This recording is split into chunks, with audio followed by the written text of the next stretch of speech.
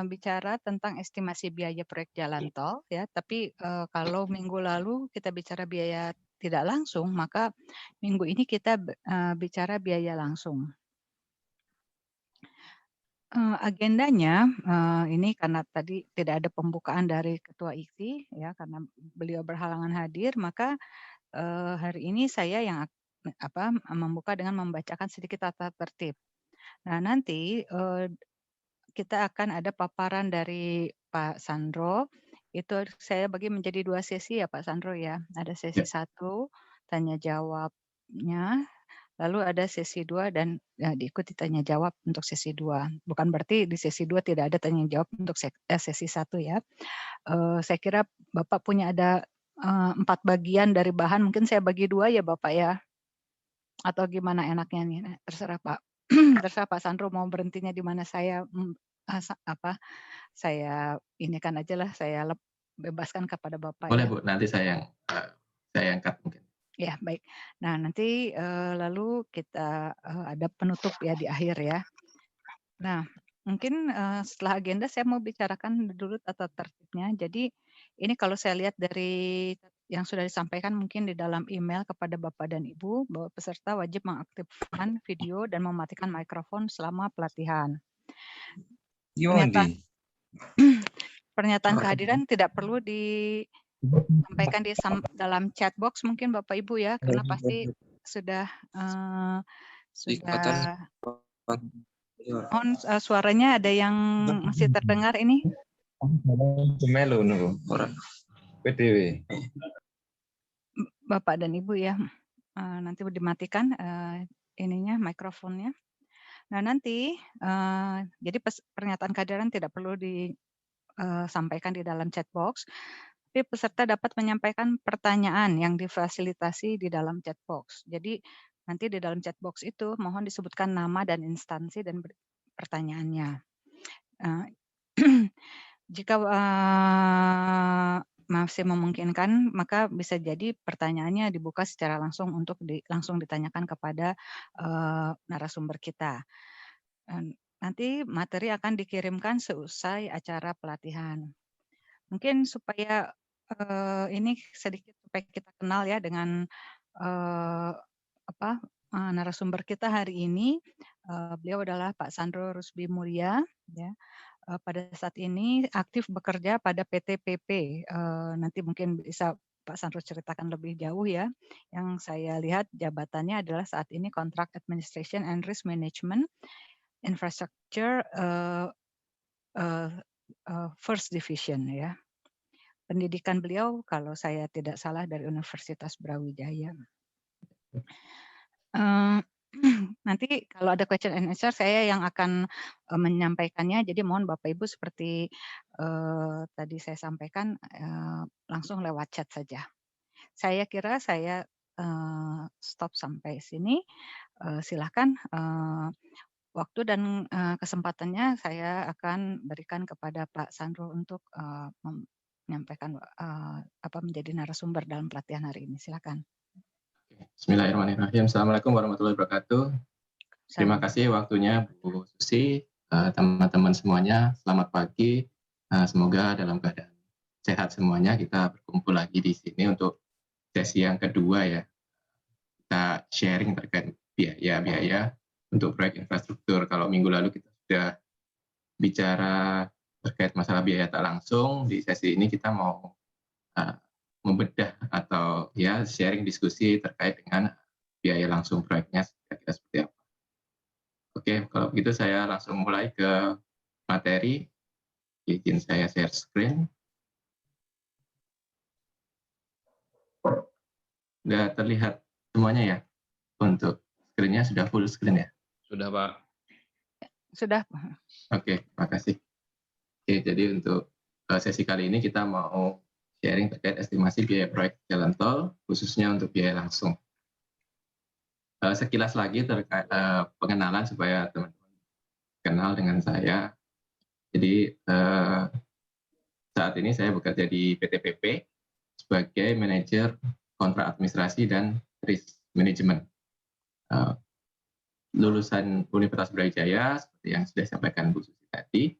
Saya mulai bekerja di PP tahun 2012 sampai 2014 itu sebagai staf metode di proyek Angsudu, jembatan Angsudu Jambi. Kemudian sempat di kantor cabang Pekanbaru, dulu PP mesti punya cabang di daerah-daerah, tapi sekarang sudah sentralisasi ya. Kemudian pernah menjadi site engineering manager mulai tahun 2016 sampai 2019, dan sekarang jadi manajer CA dan RM di divisi infrastruktur 1. Infrastruktur 1 ini divisi khusus menangani jalan dan jembatan di lingkungan proyek PTP. Oke, untuk materi hari ini saya bagi jadi empat sub materi. Yang pertama nanti kita bicara tentang item pekerjaannya untuk proyek jalan tol itu seperti apa supaya kita bisa masuk lebih dalam terkait dengan biayanya. Kemudian sub materi yang kedua kita bicara komponen biaya, analisa harga satuan, kemudian nanti ada penyusunan biayanya atau simulasi lah ya. Oke, yang pertama item pekerjaan. Nah, untuk proyek-proyek jalan tol maupun jalan, jembatan, sebenarnya di lingkungan PUPR sendiri, PUPR itu sudah membuat peraturan Menteri nomor 28 tahun 2016. Ini peraturannya khusus tentang pedoman analisa harga satuan. Jadi di situ Kementerian PUPR sudah memberikan guidance untuk kita dalam menyusun baik dari susunan RAP maupun sampai ke analisa harga satuan penawaran untuk kontraktor yang ikut tender menawarkannya. Nah, di dalam kesempatan kali ini saya mau sharing terkait apa sih yang diatur di Permen PUPR itu sendiri terkait dengan item-item pekerjaan. Jadi memang di standar menurut Permen PUPR ini sudah dibagi menjadi 10 divisi untuk spesifikasi umum. Mereka menyebutnya divisi, tapi ya sama saja sebenarnya untuk seperti item pekerjaan. Yang divisi 1 umum, kemudian divisi 2 ada drainase, divisi 3 itu pekerjaan tanah, divisi 4 pelebaran, perkerasan, dan bahu jalan, kemudian divisi 5 ada perkerasan berbutir dan perkerasan beton semen, divisi 6 perkerasan aspal, divisi 7 yang kaitannya dengan pekerjaan-pekerjaan struktur, pier head, kemudian divisi 8 pengembalian kondisi pekerjaan minor, divisi 9 ada pekerjaan harian, dan pekerjaan pemeliharaan rutin di divisi 10. Dalam hal diperlukan dapat menggunakan spesifikasi khusus ini untuk item-item pekerjaan yang mungkin khusus ya, belum ada di spesifikasi umum. Nah, urutan atau item-item pekerjaan ini kita melihat lagi instansinya sih. Karena beda instansi memungkinkan juga untuk beda standar, tapi biasanya beda instansi itu maksudnya proyek-proyek di luar lingkungan PUPR ya, seperti kalau misalkan ownernya itu Jasa Marga, terus kemudian kalau swasta mungkin ada Astra atau Rut gitu ya. Itu mereka standarnya biasanya acuannya tetap ke acuan Permen PUPR ini. Tapi mungkin ada divisi-divisi yang mereka sesuaikan dengan kebutuhan di lapangan atau kebutuhan mereka. Jadi nggak harus sama. Nggak harus sama urutan-urutannya, tapi pada prinsipnya item-item pekerjaannya sama. Nah, setiap jalan tol, item-item pekerjaannya nggak terlalu berbeda. Oke, nah lebih dalam lagi di divisi umum itu dibagi seksi-seksi. Poin-poin ini menjadi penting karena memang kalau mengacu ke Permen PUPR nomor 28 sesuai dengan seksinya atau nomor-nomornya itu sudah dibagi terhadap sebagai item pembayaran. Jadi teman-teman konsultan perencana biasanya dalam membuat RAP sudah mengacu ke item-item pekerjaan ini dan nomor-nomornya sudah sama dengan yang tertulis di Permen PU ini. Jadi di divisi umum itu ada ringkasan pekerjaan, kemudian ada mobilisasi, kantor lapangan dan fasilitasnya, fasilitas dan pelayanan pengujian, transport dan penanganan gitu ya. Semuanya ini sampai ke pengujian pengeboran atau manajemen mutu. Yang menjadi utama sekarang di poin 1.19, keselamatan dan kesehatan kerja. Nah, khusus untuk seksi 1.19 ini di Permen PUPR 14 tahun 2020 yang terbaru, itu menjadi salah satu persyaratan agar penawaran tidak gugur. Jadi ketika seksi 1.19 ini nol, itu tidak ada angka untuk yang ditawarkan, itu penawaran bisa otomatis gugur. Jadi memang harus benar-benar diperhatikan. Kemudian divisi 2 ada drainase terkait dengan selokan dan saluran air, pasangan batu dengan mortar, gorong-gorong dan drainase beton gitu, dengan drainase porus. Nah, divisi 3 ini juga yang menjadi penting di item pekerjaan proyek-proyek infrastruktur, pekerjaan tanah, ada galian, timbunan, penyiapan badan jalan, pembersihan, pengupasan dan pemotongan pohon, kemudian ada geotekstil. Di divisi 4, pelebaran perkerasan dan bahu jalan, dibagi 2 saja, pelebaran dan bahu jalan. Kemudian divisi 5, ada perkerasan berbutir dan perkerasan beton semen. Ini contohnya adalah lapis pondasi agregat, gitu ya. Kemudian perkerasan berbutir tanpa penutup aspal, perkerasan beton semen, lapis pondasi semen tanah, lapis beton semen pondasi dan pondasi bawah. Untuk divisi-divisi yang ini merefer juga atau berkaitan dengan spesifikasi item pekerjaan tersebut. Kemudian di divisi 6, perkerasan aspal, ada lapis resap pengikat dan lapis perekat, ada lapisan aspal 1 lapis, taburan aspal 2 lapis gitu ya. Kemudian campuran beraspal panas dan lain-lainnya. Untuk struktur sendiri mereka juga sudah menyiapkan itemnya itu rinci. Ada beton sendiri, kemudian ada beton pratekan, kemudian baja tulangan, baja struktur, pemasangan jembatan rangka baja, ada pondasi tiang, pondasi sumuran, ada adukan semen, pasangan batu kosong dan bronjong, kemudian ada expansion joint, sambungan ekspansi, perletakan ke piring ya, piring pet, kemudian sandaran, railing, papan nama jembatan, pembongkaran struktur, drainase lantai jembatan. Itu sampai ke divisi 10, pemeliharaan rutin. Nah, kemudian untuk spesifikasi khusus juga mereka sudah sediakan item-itemnya, kira-kira apa saja yang akan digunakan di proyek tersebut. Kita bisa memilih dan kalau memang ada yang sesuai bisa diambil dari spesifikasi khusus.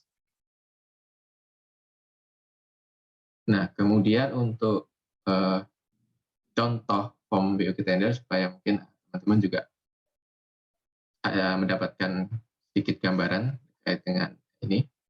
Contoh PIK-nya seperti apa sih? Jadi pembagiannya memang benar-benar sesuai dengan spesifikasi divisi-divisi yang tadi saya sampaikan. Yang pertama ada divisi umum, mobilisasi, kemudian manajemen dan keselamatan lalu lintas, pengamanan dan lingkungan hidup. Nah, yang perlu diperhatikan nomor mata pembayaran. Ya, nomor mata pembayaran ini tidak bisa kita susun urut gitu ya. Kalau kita kan maunya rapi, misalnya 1.1, 1.2, 1.3, ini yang tadi saya sampaikan. Kenapa? Karena ini berkaitan dengan nomor mata pembayaran atau nomor spesifikasi. Biasanya kalau di sini terus kemudian tidak ada itemnya di divisi yang tadi, itu bisa menjadi pertanyaan. Artinya ada item yang dianggap belum ada spesifikasi yang sesuai dengan PU. Jadi ini penting untuk diperhatikan. Kemudian untuk pengamanan lingkungan hidup, ini contoh yang saya ambil banyak sekali pengujian-pengujiannya yang dibutuhkan kaitannya dengan lingkungan hidup ya. Kemudian keselamatan dan kesehatan kerja ini yang saya sampaikan, ini wajib ada hukumnya untuk ya sesuai dengan Permen PPU 14 nomor 2020. Kemudian ada pengujian tanah dan manajemen mutu. Kemudian untuk divisi 2 ada drainase, pasangan batu mortar, kubikasi, untuk volume, kemudian saluran berbentuk U atau UDITS ya biasanya tipe DS4, saluran berbentuk U tipe DS4 dengan tutup, pasangan batu tanpa andukan, bahan drainase porus atau penyaring, kemudian pipa berlubang banyak atau perforated. Ini contoh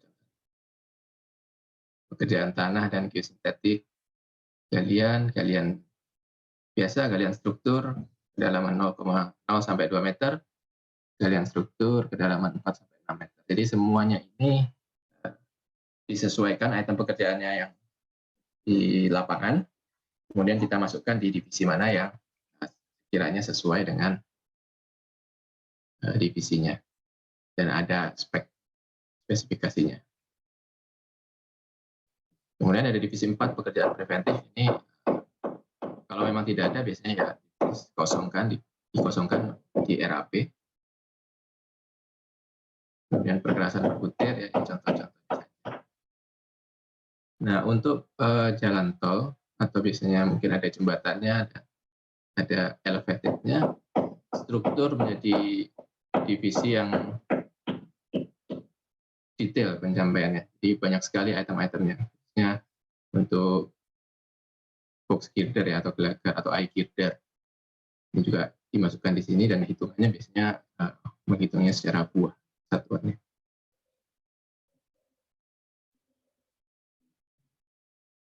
Kemudian ada baja prategang, beton pracetak kalau ada, baja tulangan. Jadi tapi semuanya ini kembali lagi sesuai dengan kebutuhan di lapangan. Jadi tidak semuanya harus sama persisnya. Yang penting ada nomor mata pembayarannya, spesifikasinya ada, sekiranya mirip kita bisa pakai. Kemudian divisi 8 kosong, rehabilitasi jembatan karena mungkin tidak ada pekerjaan jembatan di proyek ini.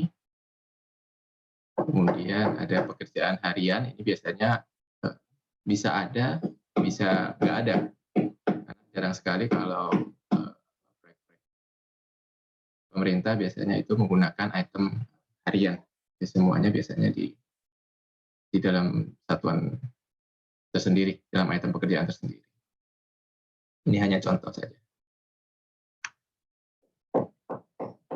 Oke, kemudian komponen biaya. Kalau kemarin minggu lalu kita sudah bicara terkait dengan biaya tidak langsung yang isinya item-item seperti persiapan, sewa dan BBM alat berat gitu ya, set expenses, alat ringan, biaya pemeliharaan, keamanan dan housekeeping, asuransi, bunga bank dan risiko pelaksanaan. Untuk kali ini kita akan mengupas tentang biaya langsung. Yang pertama ada biaya upah, kemudian biaya bahan atau material, dan biaya alat. Jadi kalau kita berbicara biaya langsung sebenarnya lebih simpel untuk item-item, untuk jumlah item biayanya. Tapi mungkin secara perhitungan bisa lebih kompleks dibandingkan biaya tidak langsung.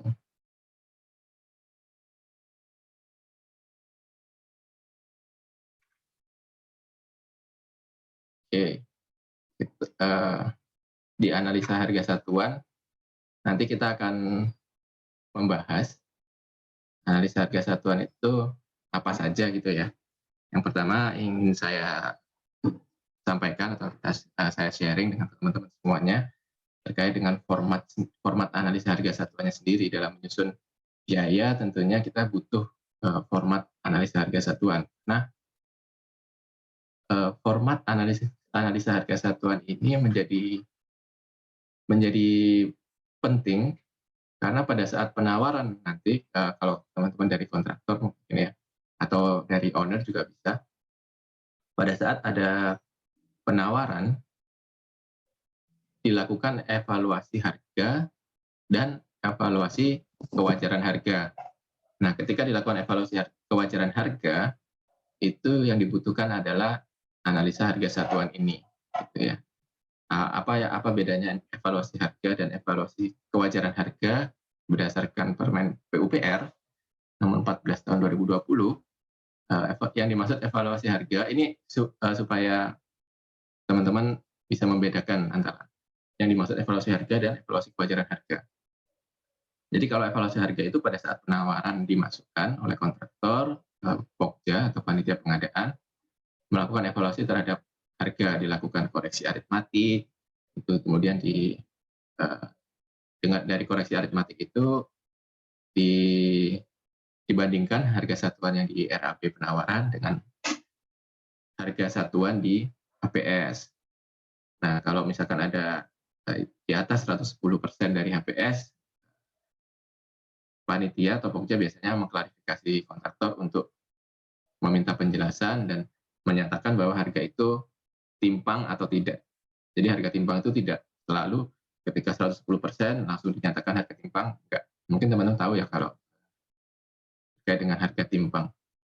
Mungkin nanti akan dijelaskan di sesinya Pak Tommy yang terkait dengan administrasi kontrak. Ini hanya intermezzo aja supaya kita tahu arahnya kemana. Jadi gitu. Nah, kemudian kalau yang namanya evaluasi kewajaran harga itu biasanya dilakukan ketika nilai total penawaran kita lebih rendah 80% dari nilai total HPS, harga perkiraan sendiri. Nah, ketika jauh banget, jadi anggap dirasa jauh, kok nilainya sampai di bawah 80%, mungkin penawarannya 75% dari HPS, dilakukanlah evaluasi kewajaran harga. Nah, di dalam evaluasi kewajaran harga inilah analisa harga satuan itu dibutuhkan atau dibuka. Jadi dibedah bersama-sama, dicari perbedaan yang signifikan itu apa. Jadi makanya dibutuhkan ini. Tapi yang menjadi catatan, format atau analisa harga satuan ini bukan bagian dari kontrak, gitu ya. Karena apa? Karena untuk yang sekarang sedang isu yang sedang panas-panasnya ya. Ini saya sharing sebagai kontraktor saja. Kalau mungkin teman-teman ada yang dari BPK. Jadi auditor BPK saat ini itu mereka memeriksa sampai ke analisa harga satuan untuk proyek dengan kontrak-kontrak unit price atau harga satuan. Nah, ini yang kadang menjadi permasalahan atau menjadi problem sendiri bagi kontraktor karena kita tidak menutup kemungkinan ya pada saat penyusunan analisa harga satuan itu mungkin terjadi human error, kita salah rumus atau ada aritmatik yang salah gitu. Jadi ketika sudah dimasukkan ke harga satuan di RAP yang semestinya sudah menjadi harga perikatan kontrak, tetapi karena proses audit BPK-nya itu sampai ke analisa harga satuan, ini menjadi problem tersendiri. Karena apabila analisa harga satuannya ada salah atau human error, mereka menuntut untuk adanya koreksi harga satuan. Itu intermezzo saja. Kemudian nanti kita masuk lagi ke harga dasar upah, bahan, dan alat. Kemudian nanti ada analisa teknisnya sendiri untuk upah. Kemudian analisa teknisnya untuk bahan kaitan dengan koefisien-koefisien yang kita masukkan di analisa harga satuan. Kemudian untuk selanjutnya mungkin kita akan bahas analisa teknis alat dan nanti kita buka contoh RAP-nya. Nah, sebelum masuk ke perhitungan atau ke format-format analisa harga satuan, mungkin ada teman-teman yang mau tanya dulu ini, Bu Susi, jadi mungkin supaya ke depan nanti saya menjelaskannya juga bisa sesuai sasaran gitu, kira-kira. Ya, baik. Terima kasih Pak Sandro. Barangkali saya coba share ini ya Pak, apa namanya? Boleh Bu, siap saya. Daftar pertanyaan ya yang sudah disampaikan oleh para peserta pelatihan. Sebentar. Ini ada pertanyaan, udah cukup banyak pertanyaannya, mudah-mudahan terlihat Pak. Oke. Pertama dari ini saya nggak urut ya, ini saya ambil aja. Pertama dari Pak David Mahendra, beliau dari PT TNT ya. Pertanyaannya adalah BOQ yang dijelaskan kenapa tidak ada reference drawing-nya. Bisakah quantity yang ada dibagi berdasarkan stasiunnya? Ya, kira-kira itu pertanyaannya Pak. Silakan Pak. Oke, ya, Pak David, terima kasih pertanyaannya ya. BOQ yang dijelaskan kenapa tidak ada reference drawing-nya, kemudian bisakah quantity yang ada dibagi berdasarkan STA? Oke, kalau pertanyaannya yang kedua saya jawab dulu, bisakah quantity yang ada dibagi berdasarkan STA? Bisa saja Pak, seperti yang tadi saya sampaikan. Karena saya menyampaikannya berdasarkan standar PU, nah, standar PU biasanya menampilkannya itu sudah keseluruhan, jadi sudah per item pembayaran, jadi pembagiannya per item pekerjaan. Tapi kembali lagi ke instansinya ya, ketika instansinya mungkin di luar PU yang menggunakan jasa marga atau Astra mau membagi sesuai dengan STA, sah-sah saja, dipersilahkan saja, itu mungkin lebih memudahkan mereka untuk monitoring. Tapi intinya item pekerjaannya tetap sama, dan di item pekerjaan itu bagaimana menghitungnya juga sama. Nah, kenapa kok BOQ yang dijelaskan kenapa tidak ada reference drawing-nya, itu tadi karena sebenarnya acuannya ke item pekerjaannya Pak. Jadi selama item pekerjaannya sama, memang tidak ditampilkan reference drawing-nya ya Pak ya. Tapi ya kita dari drawing tersebut sebenarnya ada nanti terpisah, nanti mungkin bisa saya share juga gambarnya, drawing-nya.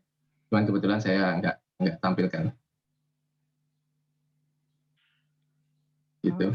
Ya, mudah-mudahan sudah terjawab ya Pak David ya. Nanti kalau ada pertanyaan lanjutan silakan saja ditulis di chat, atau kalau misalnya kita masih ada waktu kita bisa ditanyakan langsung.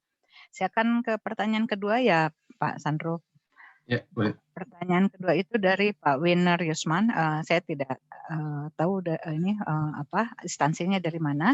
Tapi Pak Winner bertanya apakah untuk infrastruktur project itu spesifik guidance-nya di divisi 110 juga mengatur metode measurement-nya? Ya Pak Winner. Jadi di spesifikasi umum PU nomor 28 tahun 2016 itu mengatur metode measurement atau pengukuran dan pembayarannya.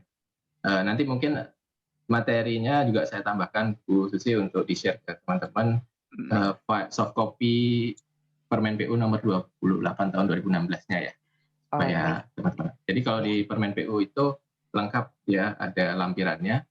Lampirannya juga mengatur dari Bina Marga, Cipta Karya, kemudian SDA sama umum. Jadi memang ada kurang lebih 900 halaman. Dan bisa saya kopikan kopinya. Tapi ya ada mengatur juga Pak Alina.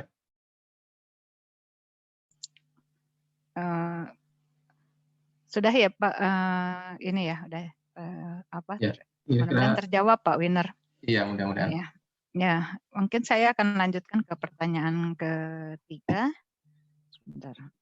Ya, ini dari Pak Madarif. Ini saya juga kurang tahu dari mana instansinya. Pertanyaannya, untuk pekerjaan penerangan lampu jalan tol atau PJU masuk dalam pekerjaan divisi yang mana? Oke, untuk pekerjaan ya. Oke, sebentar Pak. Nah, untuk khusus pekerjaan lampu jalan tol atau PJU itu masuknya, kalau mungkin nanti teman-teman bisa koreksi kalau misalkan saya salah, Setahu saya itu masuk di spesifikasi khusus, Pak. Nah, kalau masuk di spesifikasi khusus itu bisa membuat divisi baru, misalkan kalau yang saya nanti sampaikan di contoh RAP yang saya share itu ada divisi 13. Nah, karena ini di luar divisi 1 sampai 10 itu divisi sesuai dengan spesifikasi khusus biasanya itu pencahayaan lampu lalu lintas dan pekerjaan listrik. Itu bisa kita tambahkan, Pak. Khusus untuk itu ya, spesifikasinya spesifikasi khusus biasanya. Ya, baik. Terima kasih Pak Sandro. Barangkali Pak Madarif ya sudah terjawab. Artinya itu di luar yang harus divisi 1 sampai 10 karena ini khusus di luar setelah 10 barangkali gitu ya kira-kira ya. Iya, kira-kira seperti itu. Ya, baik. Pertanyaan keempat ini dari Pak Tio dari Aset.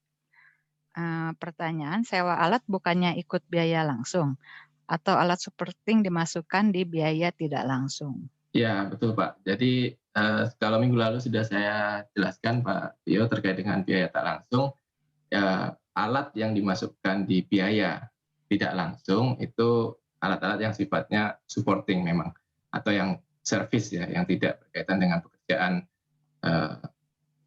pekerjaannya secara langsung.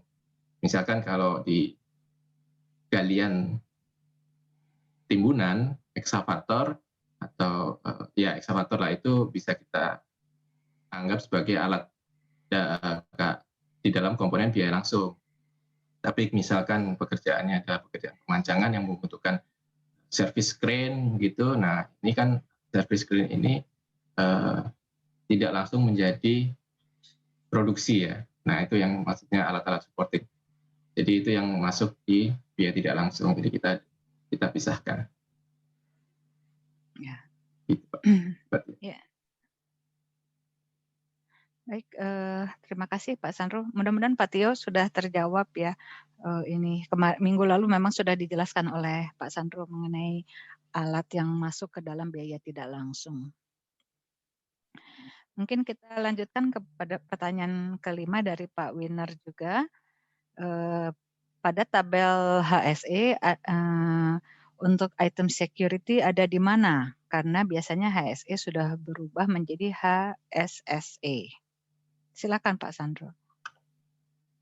Oke Pak, untuk di HSE ya, untuk item security ada di mana nanti mungkin saya jawab sekaligus pada saat kita buka simulasi di RAB-nya.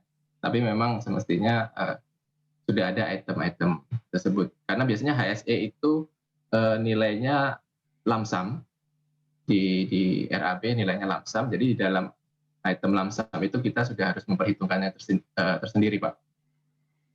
Kurang lebih seperti itu. Iya, mudah-mudahan terjawab Pak Winner. Nah untuk pertanyaannya, saya belum ada pertanyaan lagi yang masuk. Ini sebentar nih ada, saya bacakan saja mungkin ya. Dari Pak David Mahendra dari TNT, ada pertanyaan baru. Untuk proyek PU biasanya adakah item untuk material on-site? Bagaimana cara menagihkannya? Oke, untuk item material onset biasa di syarat-syarat umum kontrak sesuai dengan standar PU nomor 14 tahun 2020 yang terbaru itu diperbolehkan Pak atau boleh ada atau boleh juga tidak. Jadi itu opsional. Besarannya 0 sampai 70% maksimal dari item pekerjaan tersebut. Cara penagihannya ya sebenarnya lebih ke cara pemrograsannya. Jadi pemrograsannya kita lihat harga itemnya, harga bahan atau harga materialnya, baru dihitung 70% dari harga materialnya. Kurang lebih seperti itu, Pak. Ya, mudah-mudahan Pak David terjawab ya pertanyaannya ya. Saya kira Pak Sandro sudah tidak ada pertanyaan lagi, mungkin bisa dilanjutkan ke sesi berikutnya ya. Ya, oke. Ini ada ini mau satu lagi pertanyaan barangkali Pak Sandro ini. Oke, Ya, boleh. Coba nah, mudah-mudahan saya bisa jawab ya. iya, dari Pak Dani Kusuma, beliau dari RIM, pembangunan pagar pembatas atau precast jalan tol dengan tanah warga, termasuk dalam pekerjaan main kontraktor, jasa marga atau bina marga atau siapa? Oke, pembangunan pagar pembatas precast ini maksudnya untuk pagar sementara, gitu ya mungkin ya Pak Dani ya? Atau memang ada pagar permanen gitu ya? Tapi intinya Betul halo? Pak, itu yang di Ya, pinggir tol ada pagar precast itu Pak. yang 70 cm yang itu Pak ya biasanya itu ya. Ya betul. Nah, itu karena sifatnya sementara, jadi itu sudah termasuk dalam pekerjaannya Menkon. Ya, artinya di divisi 1 yang tadi pekerjaan persiapan, kontraktor sudah harus memperhitungkan itu. Memperhitungkan pagar-pagar pembatas atau pagar temporary lah untuk batasan area kerja. Nah, itu dalam ya termasuk dalam pekerjaannya Menkon, Pak. Ya, Bahkan itu kadang sudah dibuat sebagai bagian dari ini ya, bagian dari standar HSE masing-masing perusahaan ya, bisa dianggap sebagai marketing juga. Itu kan kasih logo PP, logo Wika, Waskita dengan standar warnanya masing-masing. Kira-kira seperti itu, Pak. Ya, terima kasih Pak. Ya, kasih Pak Sandro. Mungkin saya stop share di sini. Bapak silakan untuk melanjutkan paparannya, Pak. Oke, Bu. Siap.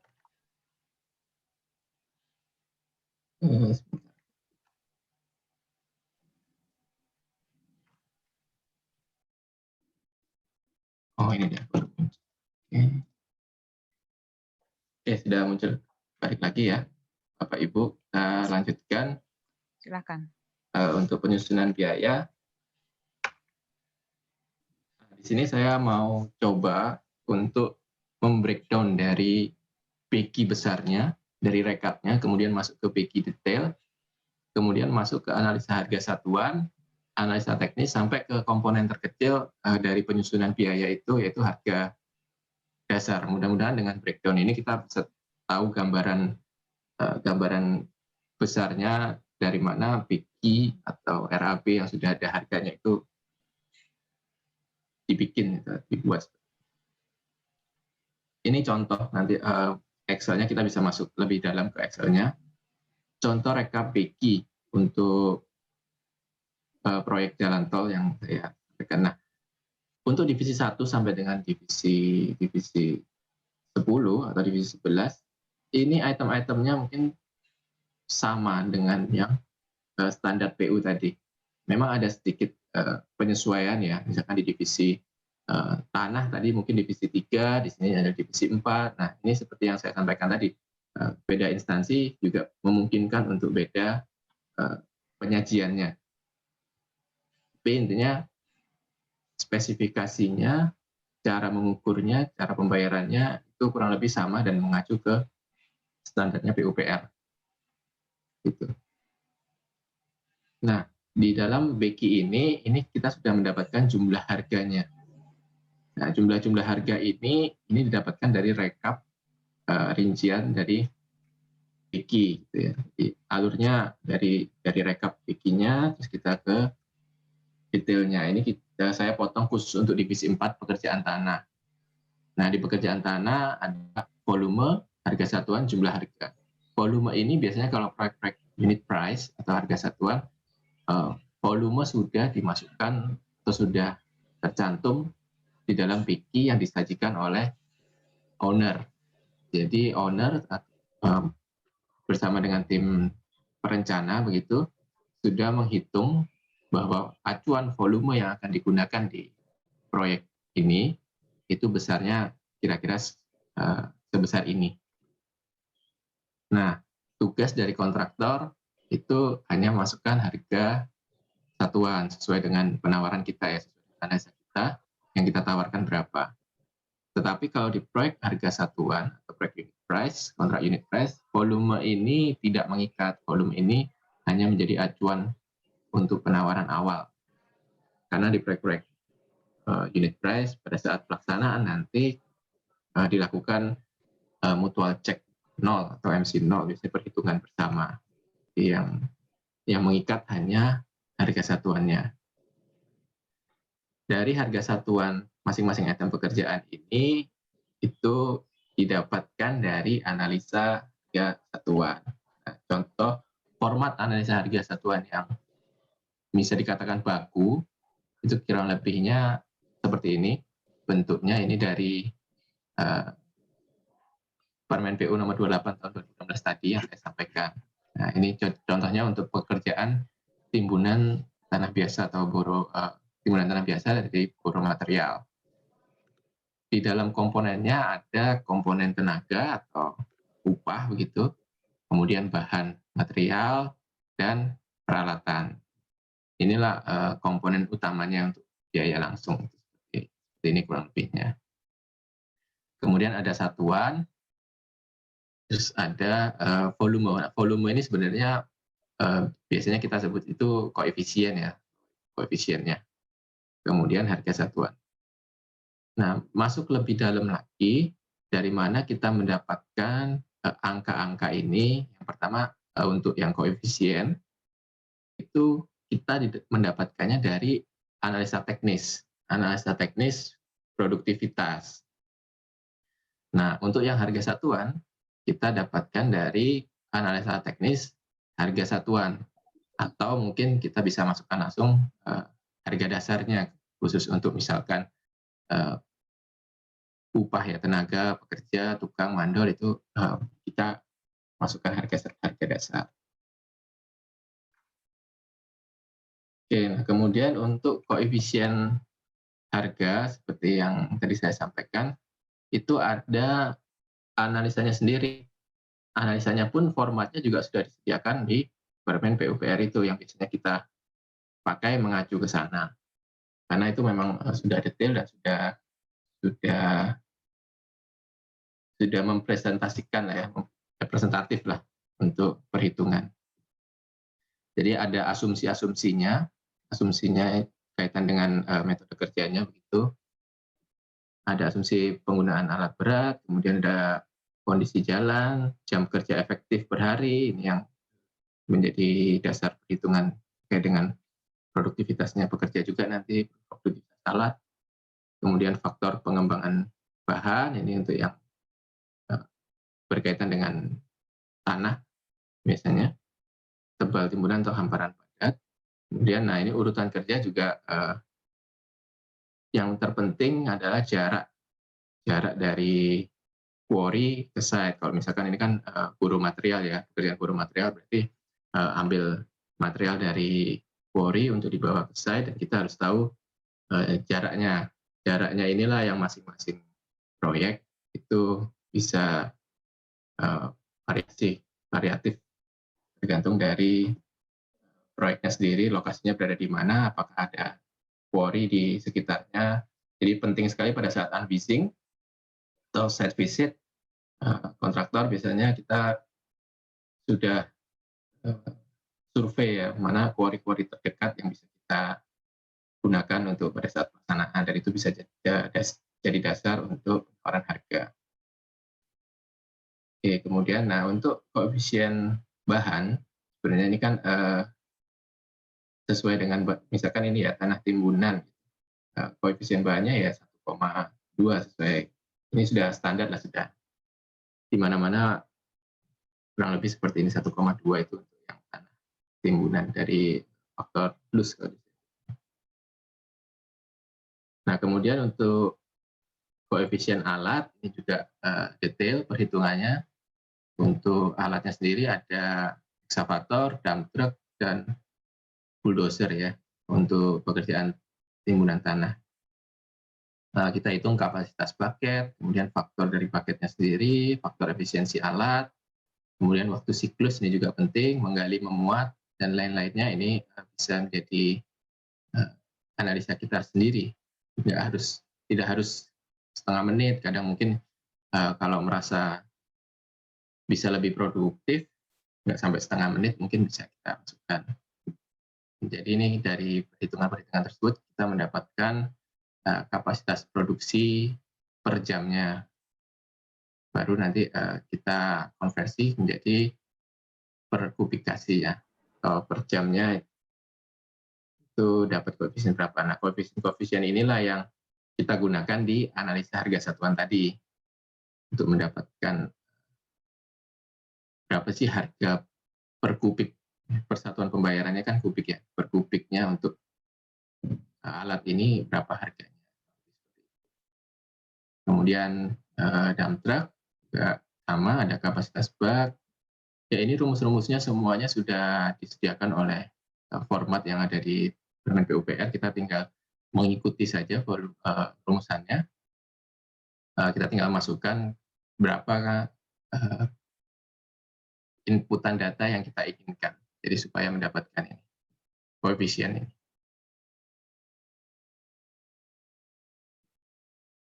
Oke, kemudian sama bulldozer prinsipnya perhitungannya juga sama.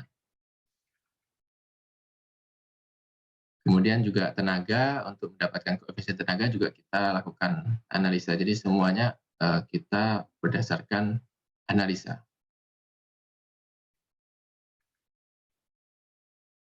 Nah, kemudian untuk harga dasar upah atau tenaga, itu masing-masing daerah bisa berbeda. Datanya bisa dapat dari mana? Bisa berdasarkan data yang dapat langsung dari penawaran mandor atau dari experience dari pengalaman-pengalaman atau proyek sekitar ya, yang sudah ada. Sama untuk harga dasar bahan juga masing-masing daerah bisa berbeda-beda. Datanya bisa didapatkan dari pengalaman proyek-proyek sebelumnya atau bisa kita langsung dari penawaran supplier. Biasanya kalau kita untuk lebih akuratnya kita minta penawaran-penawaran dari supplier pada saat setiap kali tender. Karena kadang jangka waktu juga bisa menyebabkan harga ini berubah ya, sudah ada update harga misalkan gitu. Jadi kita nggak ingin harga yang kita tawarkan itu harga yang tidak update. Jadi kita selalu pada setiap tender kita minta penawaran-penawaran dari supplier. Nah, untuk alat sendiri itu juga sama, kita bisa minta data dari vendor langsung, dari vendor alat sewa biasanya. Masing-masing daerah juga bisa berbeda, atau kita bisa melakukan analisa harga satuan untuk alat. Formatnya pun juga sudah disediakan oleh PU kalau kita mau menghitung harga satuan alat ini. Kalau yang tadi kan analisanya untuk mencari koefisiennya ya, kalau ini untuk mencari harga dasar alatnya. Jadi ada asumsi-asumsi yang kita masukkan, misalkan untuk ekskavator, ada tenaganya, tenaga ekskavatornya yang digunakan berapa, kemudian ada kapasitasnya, ada kalau misalkan alat baru, ada umur ekonomisnya, jam kerja, kemudian harga alatnya sendiri berapa, kemudian ini opsional ya, ada kalau misalnya ini mau pakai alat baru, ini untuk yang dipakai atau biasanya sewa alat. Kemudian ada nilai sisa alat, terus kemudian faktor angsuran modal, ini ya kurang lebih kayak kita ekotek zaman dulu ya. Jadi ada biaya pastinya, terus kemudian ini ada biaya pasti per jam. Nanti biaya pasti ini dijumlahkan dengan biaya operasionalnya per jam. Nah, ini biaya operasi per jamnya itu kaitan dengan penggunaan bahan bakar, kemudian pelumas, perawatan dan perbaikan, termasuk operator dan pembantu operator, biaya operasi per jam. Nah, sekedar sharing pengalaman. Jadi pernah suatu saat itu ada proyek kita dalam menyusun analisa harga satuan karena tidak disyaratkan format. Ini kebetulan ownernya bukan owner PU ya, ownernya BUMN.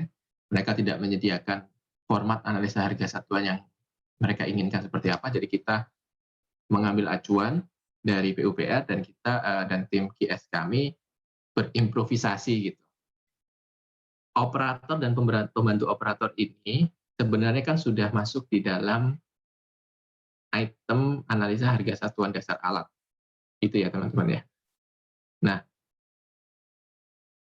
ternyata pada saat menyusun analisa harga satuan yang tadi, itu ada improvisasi bahwa harga operator ini atau pembantu operator dimasukkan ke item upah. Mungkin pada saat itu tim kita merasa bahwa oh ini komponennya masuk komponen upah. Jadi di komponen upah yang tadi dimasukkan juga tuh tukang mandor, terus operator, pembantu operator. Nah, padahal di dalam komponen alat sendiri itu sudah ada. Nah, hal-hal seperti inilah yang harus benar-benar diteliti karena ini berpotensi menjadi temuan oleh auditor. Dan itu memang terjadi. Pada akhirnya ya kita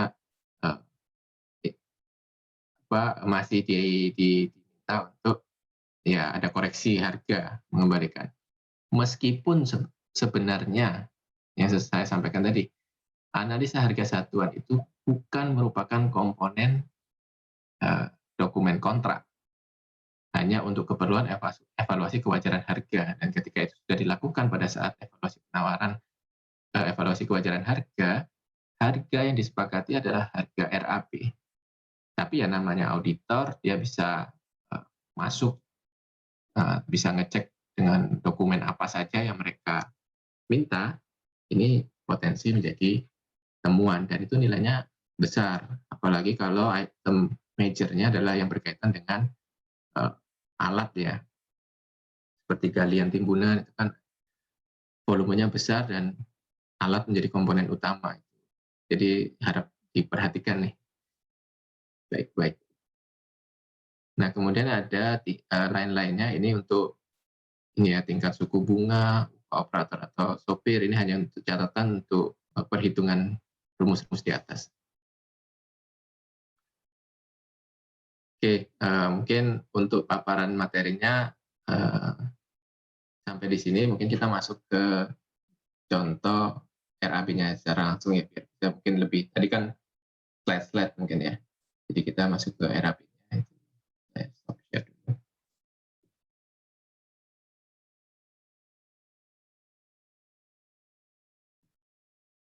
Oke.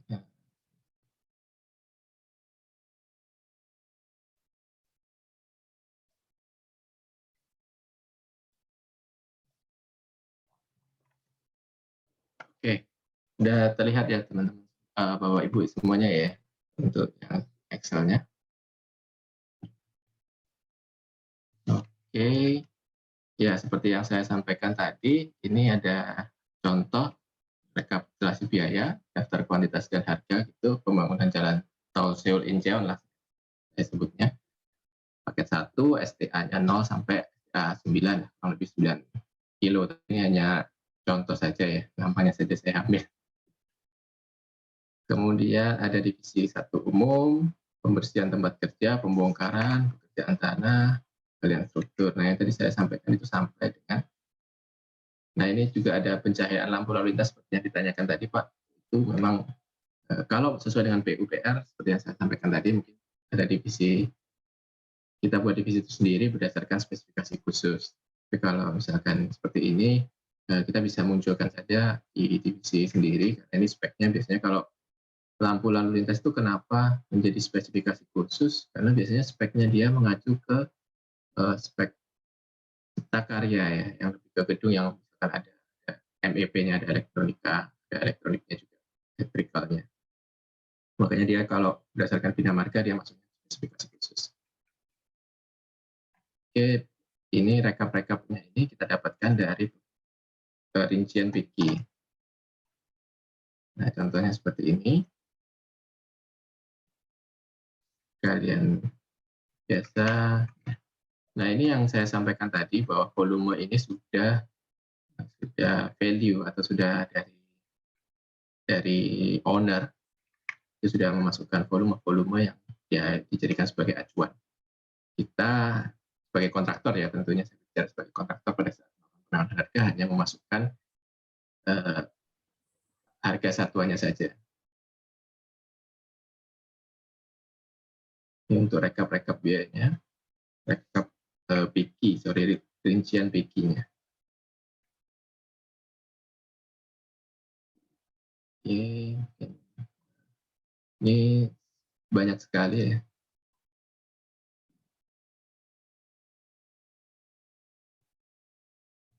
Itu contohnya.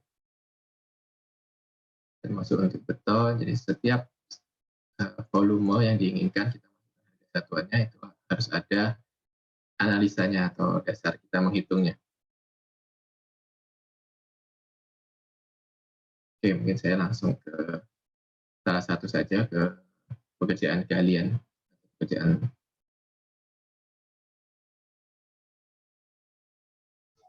tanah ya yang menjadi item major di proyek-proyek infrastruktur biasanya.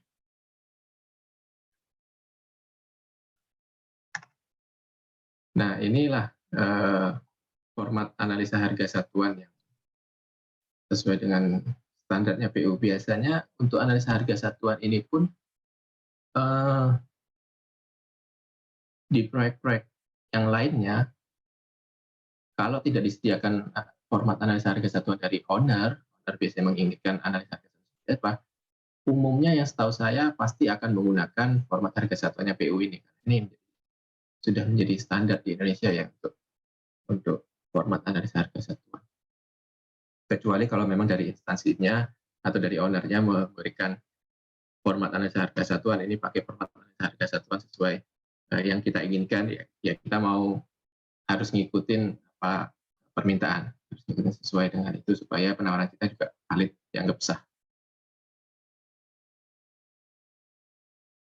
Kemudian ada nomor mata pembayaran, ini volumenya sesuai dengan volume yang tertulis di PIKI yang sudah disediakan. Kemudian jenis pekerjaan, kemudian satuan pengukuran, dan harga satuan. Harga satuan ini sebenarnya link ke bawah setelah didapatkan analisanya. Nah, ini untuk komponen-komponennya sesuai dengan pekerja, misalkan kita buka volume atau koefisien pekerja ya Pak.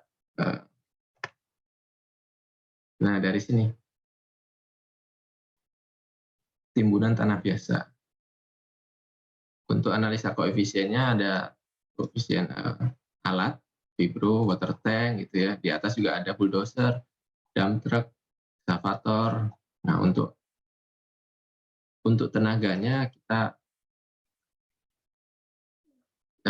dapatkan dulu produksi yang menentukannya apa khusus untuk pekerjaan ini. Produksi yang menentukannya adalah foot roller gitu. Kemudian kita hitung produksi timbunan per harinya, ini kapasitas produksi per jamnya dikalikan jam efektif kerja, tadi kan 7 jam. Ya. Nah, jam kerja efektifnya 7 jam. Kemudian kita estimasi kebutuhan tenaganya seperti apa. Pekerjanya ada 2, bagian untuk service dan support, kemudian mandornya 1 gitu. Nah, baru kita hitungkan dari jumlah orang itu berapa sih koefisiennya koefisien jam per kubiknya untuk pekerja dan mandor. Dari koefisien inilah yang kita dapatkan tadi di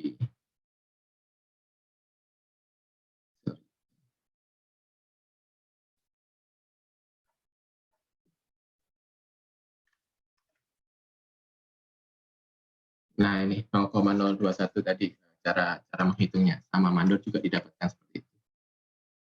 Nah, kemudian untuk harga satuannya pekerja, ini yang kita input, kita masukkan ke harga satuannya, yang di harga dasar upah.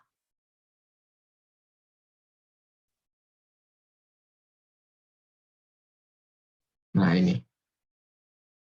Jadi sebelum menyusun analisa teknis maupun analisa harga tadi, kita sudah siapkan harga dasarnya baik upah, bahan, kemudian alat. Alat ini bisa dari supplier langsung dimasukkan ke sini atau kita melakukan analisa alat sesuai yang saya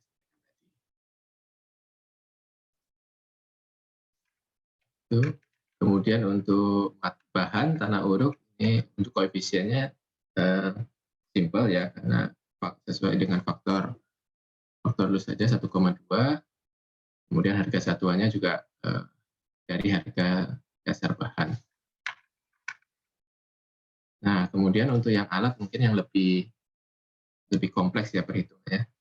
Jadi dipisahkan antara koefisiennya sendiri didapatkan dari ini. Ada kapasitas paketnya, kemudian faktor ini kita input kapasitas paketnya berapa tergantung dari ekskavator yang kita gunakan. Ekskavator PC berapa, PC 100, PC 200, PC 70 kurang lebih. Kemudian faktor efisiensi alat, waktu siklus ini juga estimasi dari kita ya, kurang lebihnya kita bisa perhitungkan berapa. Kalau mau detail ya memang harus ke lapangan, kita perhatikan, karena memang beda-beda ya antara ekskavator dan operator juga. Operatornya juga kadang menentukan sekali. Kemudian dihitungkan produktivitas per jamnya, didapatkan produktivitas per jam, baru kita bagi, ketemulah kubikasi per jam. Satu kubik itu dia membutuhkan waktu berapa jam. Sama untuk dump truck juga kita perhitungkan. Dump truck kapasitas baknya seperti apa, efisiensi, kecepatan rata-rata muatan, kecepatan rata-rata kosong. Siklus ini juga penting, ini sesuai dengan jarak ya, seperti yang saya disampaikan, ini jarak, berkaitan erat dengan jarak. Waktu tempuh kosong itu pada saat berangkat, biasanya kalau ke quarry berangkat kosong, pulang isi gitu. Kemudian waktu muatnya ini berkaitan dengan muatnya ekskavator juga. Kemudian faktor lain-lain. Oke, didapatkan waktunya, waktu siklusnya, baru kapasitas produksinya kita hitung, dan kita dapatkan koefisien per kubik per jamnya. Sama, untuk semua alat yang kita gunakan, kita harus masukkan di sini, bulldozer, kemudian chipfoot roller, vibrator roller, gitu, water tank, alat-alat yang kita butuhkan semuanya kita masukkan, jangan sampai ada yang terlewat, karena fatal sekali ya. Nah, jangan lupa di poin E ini juga ada overhead dan profit sesuai yang minggu lalu sudah saya sampaikan, dan di sini biasanya kalau PU sudah membuat acuannya bahwa totalnya dari overhead dan profit ini adalah 10%. Ini kita tinggal kalikan aja 10% terhadap harga yang kita dapatkan. Untuk besaran overhead dan profit sendiri, persentase berapa overhead dan persentase berapa profitnya itu tergantung dari perhitungan biaya tak langsungnya kita. Tapi standarnya, kalau yang kemarin saya jelaskan, biasanya overhead itu 3% dan profitnya 7%. Jadi kalau dibilang profitnya kontraktor 10%, sebenarnya sudah termasuk unsur overhead di dalamnya. Jadi 10%-nya udah nggak murni. 10%, 3% overhead, terus 3% potong PPh final, jadi sebenarnya cuma 4%. Nah, lebih gitu.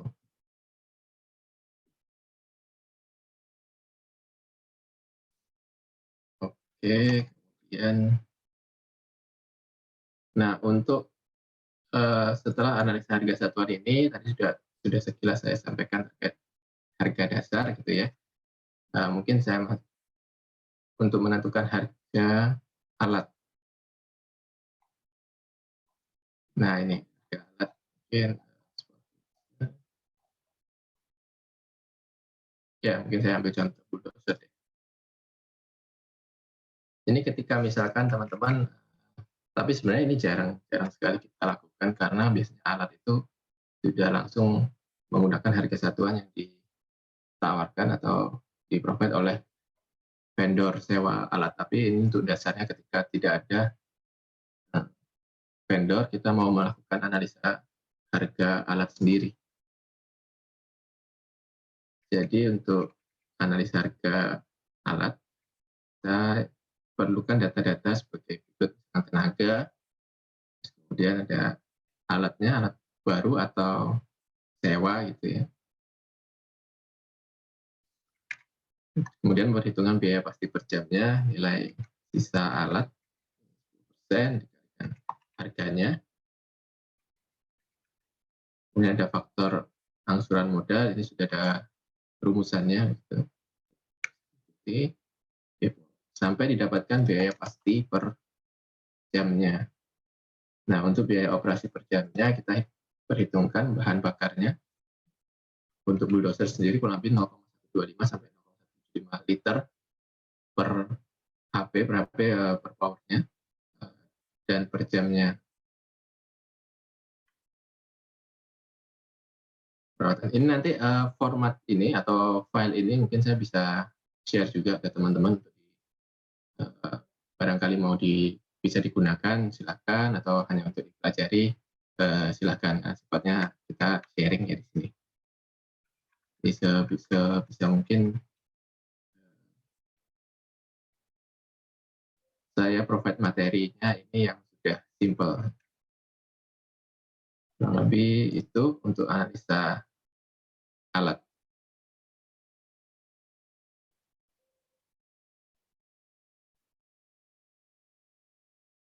Dari semua komponen rincian-rincian ini ya tadi menyusun bagian dari analisa harga satuan. Setelah didapatkan harga satuannya berdasarkan analisa itu semua, kita memasukkan ke rincian-rincian RAP. Oke. Nah, dari rincian ini kita dapatkan ininya ya, total per masing-masing divisi. Itulah yang menjadi dasar kita untuk mengajukan penawaran. Ya, mungkin untuk materi biaya langsung, bagaimana menyusunnya, komponennya apa saja yang kita perlukan, kita harus sediakan, bagaimana sekilas gambaran cara-cara menghitungnya, supaya Bapak Ibu ada gambaran. Mungkin itu yang bisa saya sampaikan. Memang agak cukup singkat, tapi mungkin kita akan berdalam di sesi tanya jawab. Mungkin pada saat kalau ada pertanyaan-pertanyaan yang mungkin saat ini saya belum bisa jawab atau belum bisa puas dengan jawabannya, nanti mungkin Bapak Ibu bisa japri ke saya, kita bisa diskusi lebih banyak lagi, lebih detail lagi. Kurang lebih gitu, Bu Susi, mungkin kita langsung ke sesi tanya jawab sesi 2. Kayaknya lebih asik nih kalau tanya jawab langsung. Ya, baik. Terima kasih Pak Sandro untuk paparannya. Saya kira kita ini ya, memang banyak ya itemnya, jadi tidak mungkin dijelaskan satu persatu ya, kecuali ada permasalahan yang dirasakan oleh Bapak dan Ibu untuk sebuah item tertentu atau divisi tertentu, sehingga kita bisa langsung diskusikan di dalam pertemuan hari ini. Baik, saya mungkin akan menyampaikan pertanyaan berikutnya yang masuk di kolom chat. Ya, pertanyaan ke-8 ini disampaikan oleh Ibu Monika dari Sinar Maslen. Pertanyaannya, apakah untuk pekerjaan jalan tol juga item yang di NSC atau MOU-kan? Jika ada, item apa saja yang biasanya di NSC atau MOU-kan? Kira-kira itu pertanyaan dari Bu Monika, Pak Sandro, silakan. Iya, oke, terima kasih Bu Monika ya. Ada atau tidaknya item NSC ini sebenarnya bukan berdasarkan proyeknya, tapi berdasarkan kebutuhan dari owner-nya. Kalau yang owner PU umumnya itu jarang sekali ada subkon NSC. karena ya mungkin berkaitan dengan GCG-nya ya, good corporate governance-nya juga. Tapi kalau owner-ownernya swasta, mungkin BUMN sih saya juga jarang mendapati NSD, biasanya yang swasta. Swasta itu memungkinkan adanya NSD, biasanya kalau yang NSD berkaitannya dengan kayak tadi misalkan PJU, penyediaan lampu PJU bisa di NSD-kan. Kemudian kalau lebih kompleks lagi dan owner merasa harus di NSD-kan, mungkin untuk pekerjaan fondasi misalkan ya, fondasi bore pile atau yang panjang, mungkin bisa di NSD-kan juga. Jadi memang itemnya apa saja, ini sesuai dengan kebutuhan dari owner masing-masing ya. Tapi biasanya untuk item-item yang minor, yang penyediaan lampu atau mungkin railing misalkan di jembatan kayak gitu ya. Jadi mungkin itu sih Bu, item-itemnya apa saja, jadi sesuai dengan kebutuhannya owner. Itu Bu Monika. Ya, terima kasih Pak Sandro. Mungkin Bu Monika mudah-mudahan sudah terjawab ya pertanyaannya. Saya lanjut ke pertanyaan ke-9. Ya, ini dari Pak David Mahendra dari TNT. Apakah bisa di-share database mengenai harga dasar, bahan, upah, dan lain-lain? Database ini diupdate sebulan sekali atau bagaimana? Nah, juga apakah bisa di-share analisa harga satuannya dalam bentuk Excel format? Oh, itu tadi udah dijanjikan ya Pak ya? Kalau nggak salah Siap. ini ya. Iya, saya share khusus untuk teman-teman saya share. Iya, betul. Itu ini mungkin pertanyaan ini Pak, yang database ini diupdate sebulan sekali atau bagaimana? Ya, kalau di kita di kita maksud saya di PP punya sistem divisi SCM, supply chain management, itu yang mengelola seluruh vendor-vendor kita di berbagai proyek. Nah, mereka memang punya program setiap 1 bulan sekali, betul sekali 1 bulan sekali itu mengupdate database harga-harga yang berkaitan dengan vendor-vendor sampai ke ya harga satuan bahan, upah, itu mereka update, dan itu yang kita ambil dari database mereka yang kita jadikan dasar untuk penawaran biasanya, sambil kita bandingkan dengan permintaan penawaran-penawaran baru setiap proyeknya. Jadi kalau di kita sistemnya memang seperti itu, betul Pak David. Jadi memang tapi untuk di share database ini mohon maaf kalau yang harga dasar bahan upah dan lain-lain ini saya nggak bisa share karena itu juga confidential perusahaan ya. Jadi setiap perusahaan punya database sendiri-sendiri, itu yang menentukan penawaran kita sebenarnya. Tapi kalau yang analisa harga satuan bentuk Excel format memang sudah saya siapkan untuk saya share ke Bapak Ibu. Ya, terima kasih Pak Sandro. Mudah-mudahan terjawab ya Pak David ya.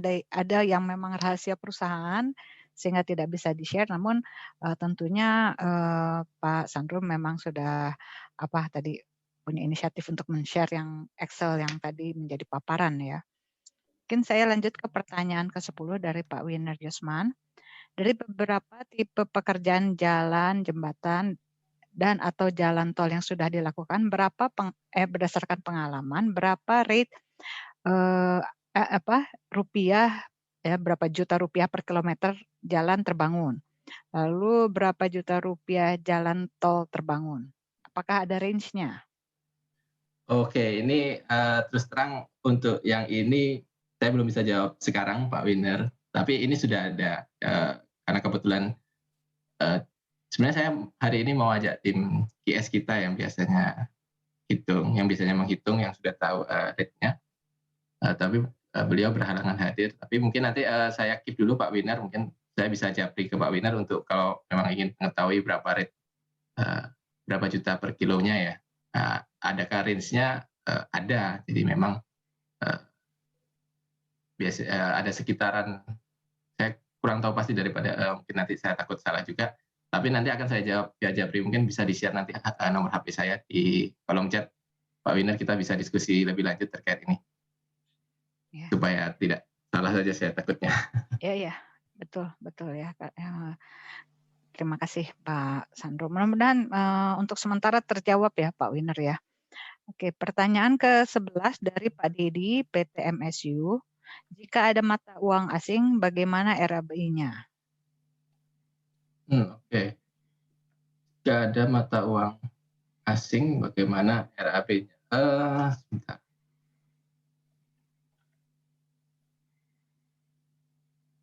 Oke, ini juga mungkin pertanyaannya. Oh, sorry.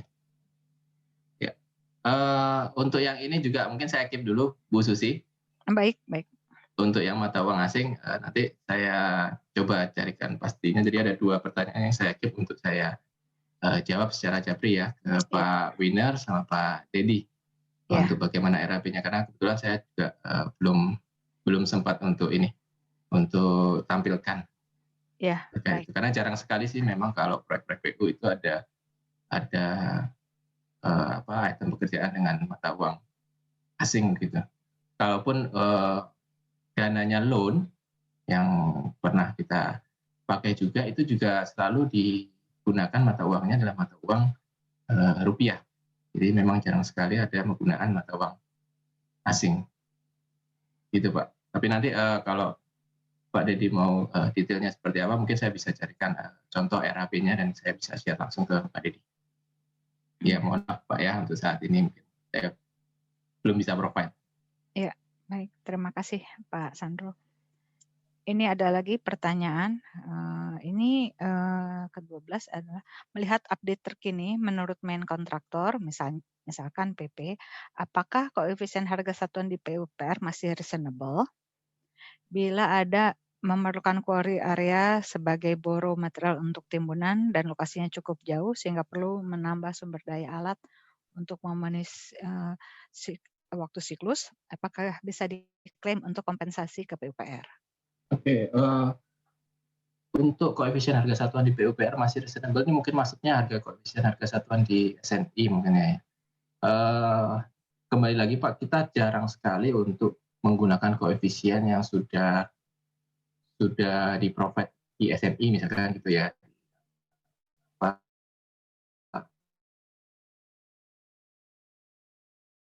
Koefisiennya.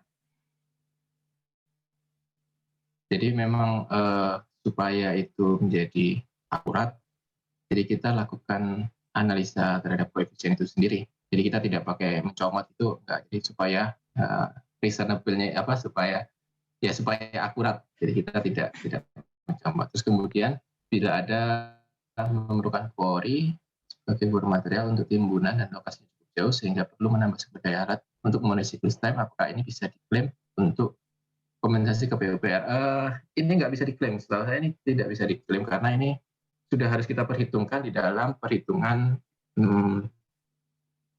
analisa harga satuan tadi. Kalau memang butuh alat, silahkan menambahkan alat pada analisa harga satuan tersebut. Dan untuk lokasinya jauh, kita bisa masukkan jaraknya sesuai yang kita inginkan. Jadi memang pada saat penawaran itu sudah harus kita perhitungkan. Nah, tinggal nanti apabila harga kita dianggap harga timpang lebih tinggi 110% dari HPS, dari harga satuan HPS, mereka akan mengklarifikasi ke kita dan tidak langsung menyatakan itu harga timpang, tapi meminta penjelasan ke kita kenapa kok harganya bisa setinggi ini, dan kita bisa menjelaskan di situ bahwa jaraknya jauh, quarry-nya ini misalkan quarry-nya hanya satu-satunya yang ada di daerah tersebut dan kita harus mengambil ke sana, kemudian jaraknya jauh, terus butuh alat tambahan. Nah, mungkin berdasarkan itu mereka bisa mengakomodir penjelasan kita sehingga harganya tidak menjadi harga timpang. Gitu. Nah, sebenarnya harga timpang atau enggak timpang itu kan, kalau harga dinyatakan sebagai harga timpang, artinya harga penawaran kita hanya berlaku untuk volume sebatas yang tercantum dalam RAP. Ketika nanti volume tersebut naik, ada penambahan, harga yang dipakai untuk penambahan volumenya itu adalah harga HPS atau harga hasil klarifikasi bersama. Kurang lebih seperti itu Pak, jadi itu tidak bisa kita klaimkan. Ya, baik. Mudah-mudahan terjawab ya pertanyaan ini. Lalu saya akan lanjutkan ke pertanyaan ke-13 dari Ibu, dan mohon maaf ya kalau salah, Ibu Anindya, PTX Kortima. Untuk koefisien tenaga, apakah ada reference atau cara perhitungannya? Kalau cara perhitungannya seperti yang saya sampaikan tadi, tapi kalau untuk referensinya mungkin di SNI ya Bu, setahu saya itu juga sudah disediakan juga koefisien-koefisiennya. Tapi memang jarang sekali kita pakai lagi SNI, kita lebih banyak ke menganalisa sendiri, itu Bu Anindya. Ya, baik. Terima kasih, Pak Sandro. Mungkin kita ke pertanyaan ke-14 dari Pak Ivan di Rekin. Di analisa harga satuan untuk pekerjaan timbunan tanah, volume tanah sudah dinaikkan 20%. Tadi ada koefisiennya jadi 1,2. Apakah untuk proses perhitungan volume pada BQ masih perlu dinaikkan kembali sebesar 20%? Oke, kalau dari sisi kontraktor, karena kita tidak mau taat volume di BQ yang disediakan oleh perencana, itu kita tidak menaikkan kembali sebesar 20%. Jadi kalau saya perencana, kalau saya lihat dari perencana sendiri pun biasanya volume-volume itu juga sesuai volume kebutuhan real. Nah, untuk yang koefisien 1,2 itu memang benar-benar diperhitungkan sebagai bagian dari analisa harga, artinya sudah masuk dalam resiko di harga satuan, itu Pak Ivan. Jadi kita tidak perlu naikkan volume lagi di PG, karena volume sejatinya harus sesuai dengan yang terpasang begitu ya. Baik. Jadi berarti udah volume lepas gitu ya barangkali ya. Ya, Ya. lepas atau padatnya gitu. Ya, baik. Mungkin kita lanjutkan ke pertanyaan ke-15 nih Pak Sandro. Dari Pak Beni di CSCEC. Adakah cara untuk menentukan analisa harga satuan material tenaga upah tanpa acuan AHS dari PU? Ada. Kalau tadi yang saya sampaikan, analisa harga satuan PU itu sebagai acuan ya untuk di lingkungan proyek-proyek Kementerian PU.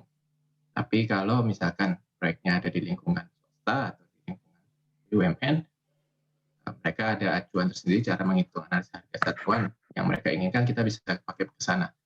Tapi kalau misalkan analisa harga satuannya standarnya apa gitu, mungkin saya sejauh ini yang saya tahu biasanya dari mereka pun juga mengacunya ke PU, Pak.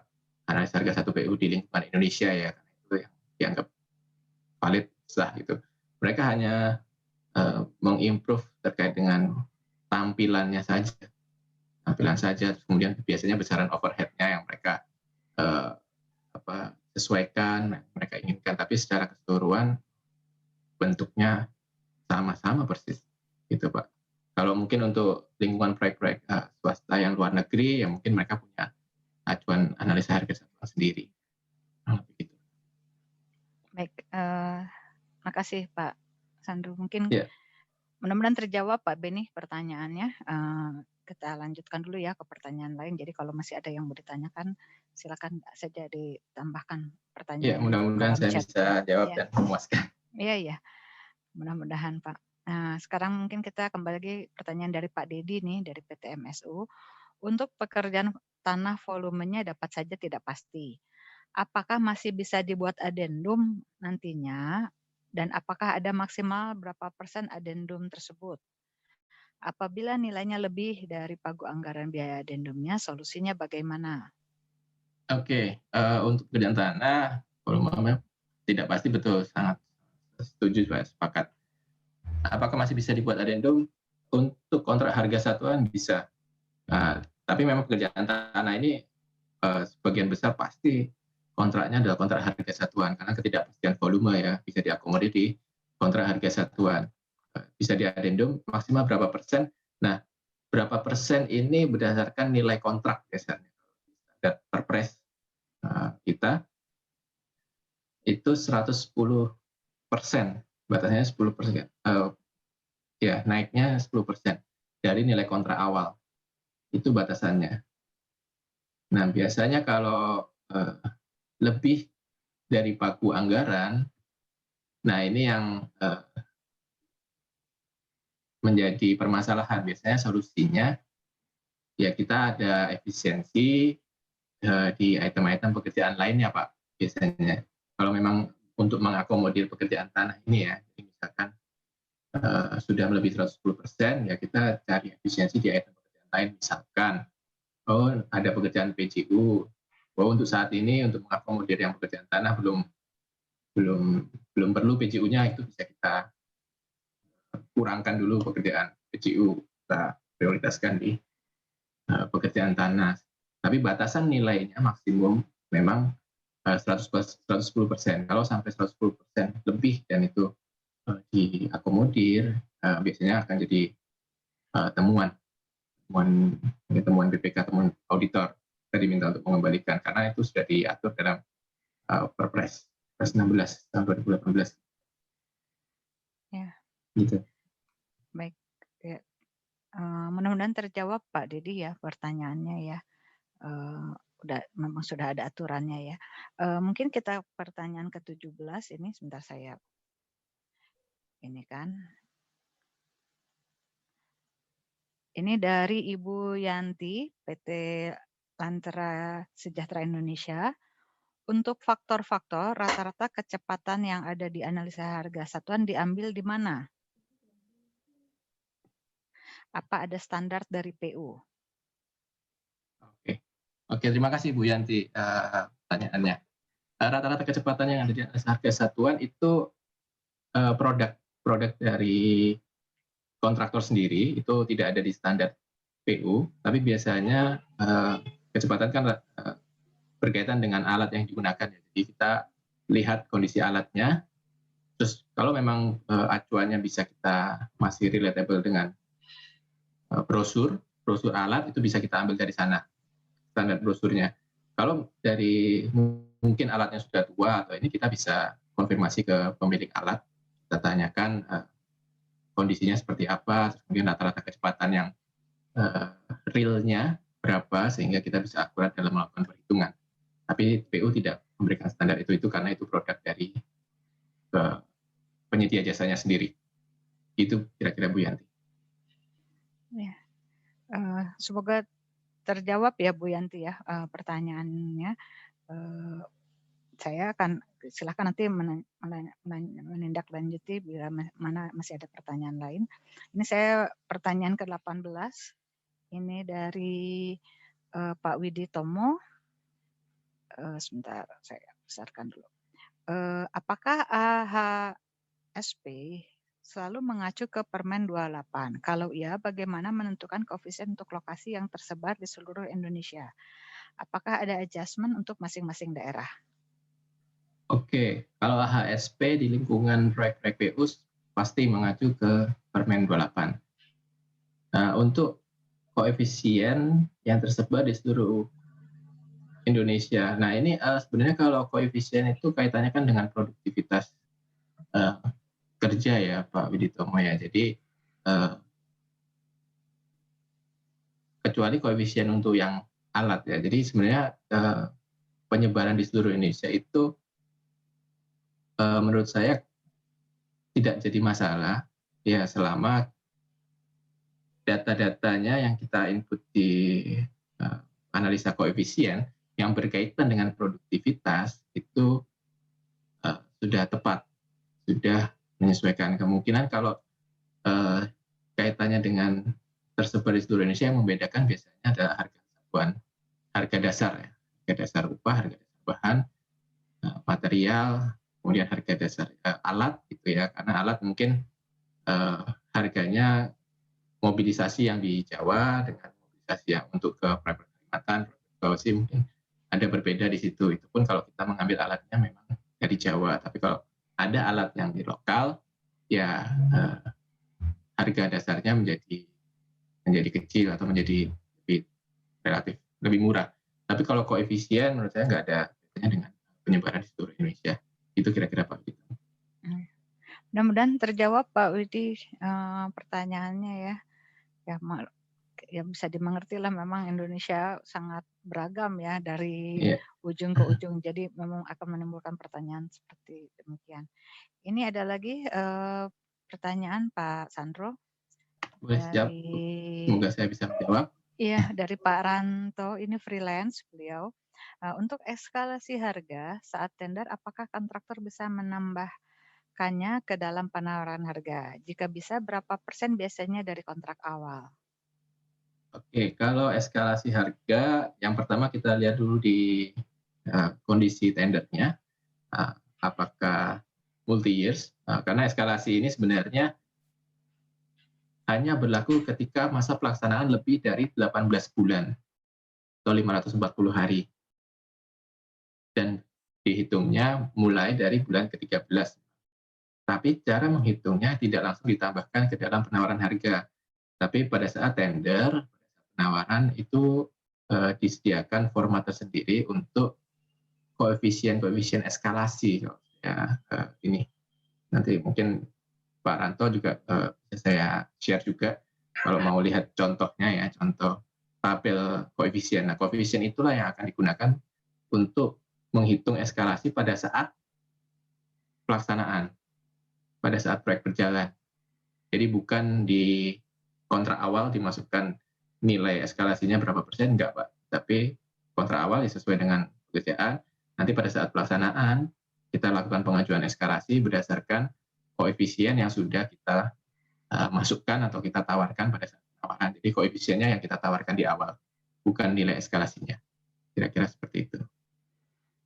Ya, baik. Terima kasih Pak Sandro. Ini kalau saya lihat sudah tidak ada pertanyaan. Tapi barangkali Bapak dan Ibu ada yang ingin menanyakan secara langsung kepada Pak Sandro. Kami buka kesempatan dengan ini langsung bertanya. Silakan menyalakan mikrofonnya dan Saya menyampaikan izin pertanyaan. share nomor HP ya Bu Susi, Ya, boleh. Mbak Eno di kolom chat. Ya, silakan Bapak Ibu. Kalau mau ada yang bertanya langsung, saya kira bisa disampaikan.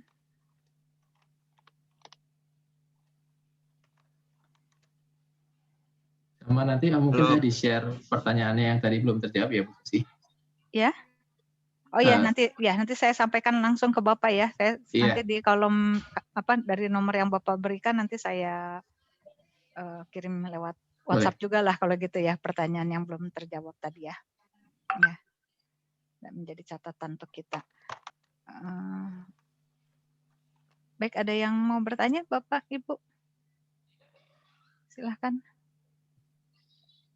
Ini mungkin ada dari Pak Tinarto atau Bu Tinarto ini ya. Ya, ini baru pertanyaan. Iya, saya coba sambil jawab. Jika kuantiti aktual lebih dari 110% kontrak, bagaimana solusinya? Apakah pelaksanaan diatur dipaskan 110% saja atau selebihnya tidak jadi dikerjakan? Nah, batasan 110% itu terhadap nilai kontrak sebenarnya Bapak Ibu.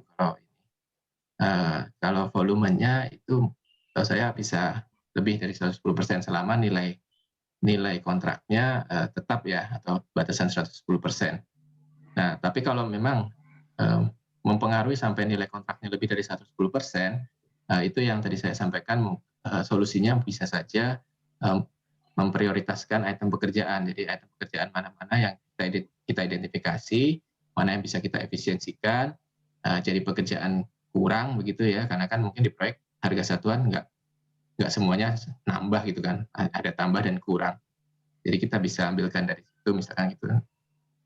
Seperti yang contohnya misalkan tadi saya contohkan mungkin untuk PJU belum menjadi prioritas, itu bisa dijadikan item pekerjaan kurang untuk mengakomodir pekerjaan yang lebih prioritas misalkan seperti pekerjaan tanah.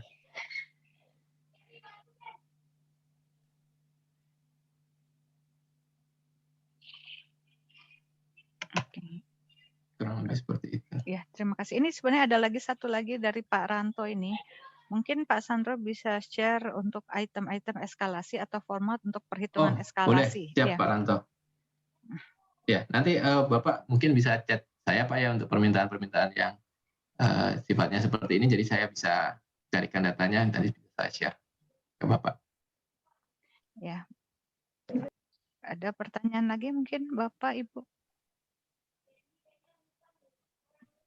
Oh, ini ada pertanyaan dari Pak Dudi ya. Apakah ada persen rule of thumb terkait biaya OPEX untuk proyek jalan? Pak Wah, Dudi ini dari Dita. iya, ini sepertinya udah masuk ke investasi nih sepertinya.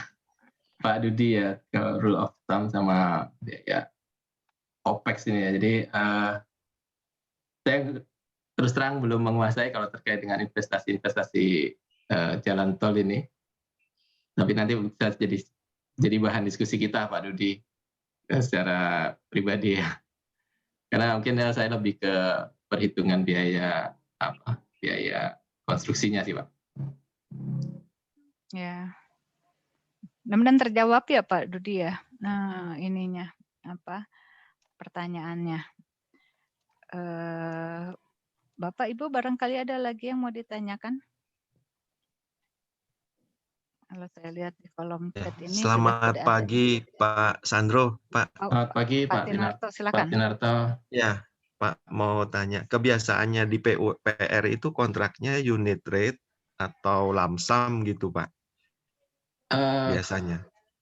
Kalau di infrastruktur kebanyakan pasti unit price, Pak, unit rate, harga satuan.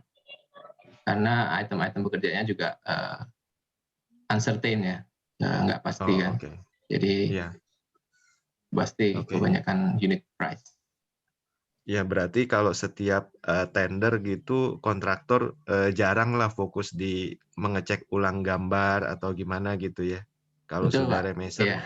tinggal pakai aja BQ dari perencana kan gitu ya. Iya, kalau kontrak harga satuan begitu. Tapi kalau biasanya gedung ya yang ada kontraknya lamsam itu wajib untuk dicek ulang sih. Iya, oke. Ya. Kasih Terus untuk pertanyaan. kalau kontraknya yang dipakai di PUPR itu apa Pak? Misalnya kontraknya misalnya pakai FIDIK kah atau ada jenis kontrak yang lain Pak untuk dokumen kontraknya? Kalau di PUPR sendiri dia ada rancangan kontraknya sendiri, Pak Tinarto. Ada rancangan kontrak sendiri, ada syarat-syarat umumnya, ada syarat-syarat khususnya. Jadi mereka punya standar sendiri. Untuk yang PUPR itu bagian dari Permen PUPR 14 tahun 2020. Dia ada lampirannya di situ. Dia ada banyak ya bagian dari standar dokumen pemilihan. Jadi standar dokumen pemilihannya ada banyak, itu ada berbagai macam karena berkaitan dengan pemasukannya 2 sampul, 1 sampul, terus kemudian metode evaluasinya mau metode evaluasi harga terendah atau merit point, terus kontraknya kontrak harga satuan atau kontrak lamsam atau gabungan harga satuan dan lamsam gitu Pak. Jadi ada banyak lampirannya. Tapi jenis kontrak atau format kontraknya itu sama semuanya. Syarat-syarat umum, syarat-syarat khusus sama. Condition of kontraknya gitu. Iya, general condition-nya ya. Kalau di FIDIK kan general condition. Iya. Baik, terima kasih Pak Sandro. Terima kasih Pak Tinarto untuk pertanyaannya. Ini ada lagi Pak Sandro dari Pak Dedi. Izin bertanya, saya pernah diperiksa oleh auditor dan dipermasalahkan bahwa saya tidak menggunakan analisa SNI. Apakah kita wajib memakai SNI untuk penawaran? Oke, kewajiban untuk memakai analisa SNI itu sebenarnya kalaupun diminta oleh owner dan dituangkan dalam dokumen tender, Pak Dedi. Jadi kalau memang disyaratkan menggunakan analisa SNI gitu ya kita wajib menggunakan. Tapi selama tidak diwajibkan dan tidak ada yang mengatur bahwa kita harus menggunakan analisa apa, terus kemudian mereka juga tidak memberikan format analisa, sebenarnya itu tidak menjadi masalah. Ini proyeknya mungkin proyek pemerintah ya, Pak Dedi ya. Kalau proyek pemerintah, mungkin maksudnya analisa SNI ya, analisa yang PU itu, standar PU itu Pak. Dan itu kalau memang proyeknya seperti itu ya wajib menggunakan analisa SNI atau analisa PU, karena PU mengacunya juga sebenarnya ke SNI ya. Itu wajib. Tapi kalau proyeknya bukan proyek pemerintah dan tidak diwajibkan atau tidak dikasih format analisanya, menurut saya itu tidak wajib menggunakan analisa itu. Gitu Pak Dedi.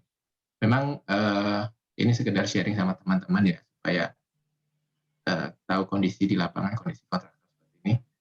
Kita auditor BPK, mudah-mudahan teman-teman di sini ada yang BPK bisa sharing juga cara mengaudit. Kecenderungannya untuk saat ini auditor BPK itu masuk sampai ke analisa harga satuan, kemudian masuk ke kontrak vendor, bahkan sampai ke kontrak vendor. Nah, hal ini yang masih menjadi polemik di kalangan atas. Ya, atas itu maksudnya direksi ya. Karena apa? Karena tidak sesuai dengan perikatan kontraknya. Karena apa? Ketika kontrak harga satuan, yang diikat kan harga satuannya, betul ya Bapak Ibu ya? Jadi yang tetap itu kan harga satuannya, fixed rate. Jadi adanya kesalahan-kesalahan di analisa harga satuan itu tidak bisa menjadi koreksi harga satuan yang sudah kita sepakati di dalam RAB sebenarnya.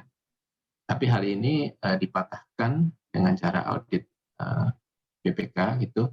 Nah, ini yang masih menjadi polemik yang ingin kita diskusikan sebenarnya.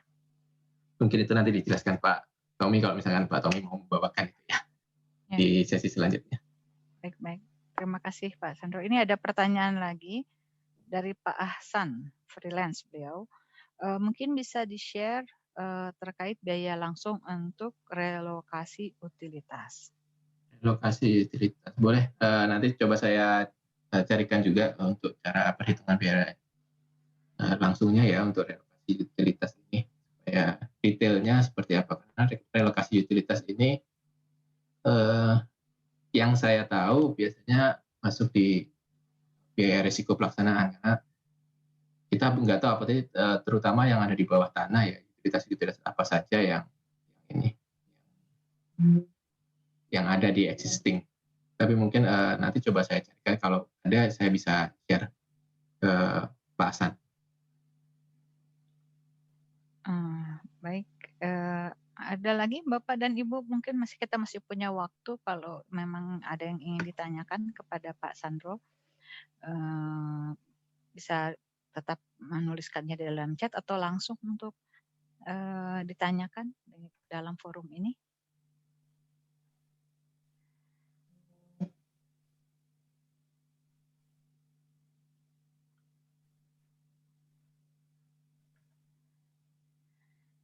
Sepertinya sudah terjawab semua Pak Sandro dengan paparan yang tadi ya, mudah-mudahan ya. Saya mungkin ini masih ada nih. Datang lagi dari Pak Dudi lagi. Apakah ada klausal di SNI atau di PU terkait besaran standar OH atau profit? Ada Pak, seingat saya ada standarnya yang dipersyaratkan oleh PU biasanya, nggak di SNI. Standarnya ya itu tadi 10%, tapi komponen dari 10%-nya itu berapa overhead, berapa profit yang mau kita masukkan, itu yang diserahkan kembali ke penyedia jasa. Tapi untuk total overhead plus profitnya batasannya 10%, Pak. Baik, terima kasih Pak Sandro. Dan mudah-mudahan terjawab ya Pak Dudi ya. Ini sebenarnya sudah dijelaskan ini ya minggu lalu oleh Pak Sandro terkait overhead ya. Baik, ini sepertinya tidak ada pertanyaan lagi. Apa kita perlu tunggu atau tidak? Rasanya sih udah nggak ada lagi ya pertanyaan. Bapak dan Ibu, mari kita berikan tepuk tangan barangkali kepada Pak Sandro ya untuk paparannya.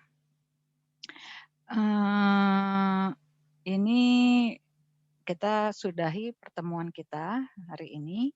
Kalau Pak Sandro sudah memberikan nomor yang untuk bisa dihubungi, kalau ada pertanyaan lain silakan untuk untuk langsung menghubungi Pak Sandro. Nah, kebetulan dari saya sendiri sebenarnya sudah selesai. Terima kasih Pak Sandro untuk paparannya. kepada peserta juga terima kasih untuk tetap berada di sini dan mohon maaf bila ada kekurangan dalam penyelenggaraan. Nah, untuk menutup acara mungkin saya akan sampaikan kepada Pak Widi Tomo yang kebetulan beliau adalah Wakil Ketua IKSI. Pak Widi mohon berkenan untuk menutup acara pada pagi hari ini. Oke, selamat siang semua. Selamat siang Bu Susi, selamat siang Pak Sandro. Selamat siang Pak Widi. Terima kasih nih Pak. Paparannya jelas, padat, singkat, tapi tidak merayap ya. Seru. Oke, menarik sekali. Terima kasih dan terima kasih juga buat peserta, ada 64 peserta yang hadir. Mudah-mudahan memberikan pencerahan juga kepada teman-teman semua mengenai pembiayaan dan estimasi biaya jalan tol ya Pak ya. Nah, karena sudah selesai juga dan teman-teman juga kelihatannya sudah tidak ada pertanyaan lagi, maka saya pikir acara siang ini kami tutup. Kami dari IKSI menyampaikan selamat siang dan terima kasih sebesar-besarnya kepada Pak Sandro, Bu Susi, dan tim yang mengawal acara ini dan juga teman-teman yang partisipan yang dengan aktif dari tadi jam 9 mengikuti acara ini. Demikian saya sampaikan, terima kasih untuk semua. Kami tutup acara seminar ini dan jangan lupa kita masih punya sesi juga minggu depan. Terima kasih semua. Selamat siang. Assalamualaikum. Kami tutup acara ini. Terima kasih. Terima kasih Pak. Terima kasih Pak. Terima kasih Ya, Pak Widi. Mari Bapak Ibu, Assalamualaikum warahmatullahi Pak Sandro. wabarakatuh. Terima kasih. Waalaikumsalam warahmatullahi wabarakatuh. Terima kasih Bu. Terima kasih semuanya ya. Sehat selalu. Semuanya. Sehat-sehat Semoga Bu. semuanya.